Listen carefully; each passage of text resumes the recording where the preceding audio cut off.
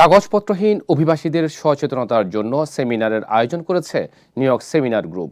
New York সিটির কুইন্সের এই অনুষ্ঠানের আয়োজন করা হয়।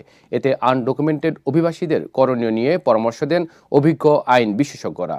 বিস্তারিত রিপোর্টে। আমেরিকার প্রেসিডেন্ট ডোনাল্ড ট্রাম্প নির্বাচিত হওয়ার আগে থেকেই আনডকুমেন্টেড অভিবাসীদের ব্যাপারে হুঁশিয়ারি দিয়ে আসছিলেন।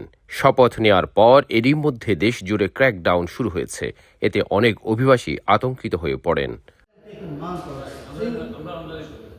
এইসব আনডকুমেন্টেড অভিবাসীদের করণীয় বিষয়ে বিশেষ সেমিনারের আয়োজন করা হয়। এর আয়োজক নিউ ইয়র্ক সেমিনার গ্রুপ। অনুষ্ঠানের শুরুতে বিস্তারিত তুলে ধরেন master of law Mohammad N Majumdar. এই সময় তিনি বলেন, যাদের বৈধ কাগজপত্র আছে এবং যারা কোনো অপরাধের সাথে জড়িত নয় তাদের ভয়ের কোনো কারণ নেই।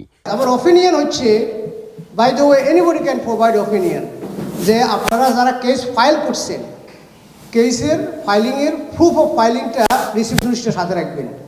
সেকেন্ডলি, আইডেন্টিটি প্রবলেমের জন্য যদি আপনি গ্রিন কার্ড দাঁড়িয়েও হন, অনেক সময় ওই ভুলবশত আপনাকে নেম কমিংগেলের জন্য আপনাকে ভোটার করতে পারে, সেই ক্ষেত্রে গ্রিন কার্ডের কপি থাকা ভেরি ভেরি ইম্পর্টেন্ট।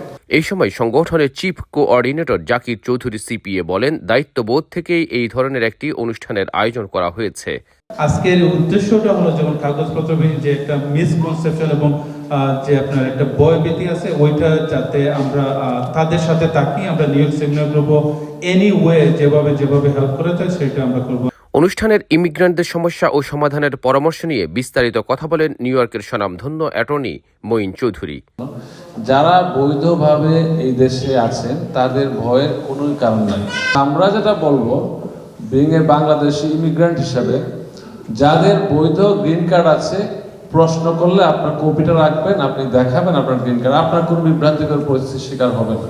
কিন্তু যাদের কোনো কাগজপত্র নাই, যারা মনে করেন যে তারা অবৈধ বা আনডকুমেন্টেড, হ্যাঁ, তারা যদি প্রশ্ন করে উত্তর দেবেন না, কারণ দিলে আপনার হয়তো আপনারটা তারা জানলো যে আপনি জানেন আপনার কিছু নাই, প্রশ্ন উত্তর দিলে কি আর না দিলে কি, সেই ক্ষেত্রে আপনি একজন অ্যাটর্নির সাথে যোগাযোগ থাকে। আমি আবারও বলবো, এখন যারা পরিস্থিতিতে ওই রকম অবস্থায় যারা কেস পেন্ডিং আছে, তারা একটু প্যানিকের মধ্যে আছে।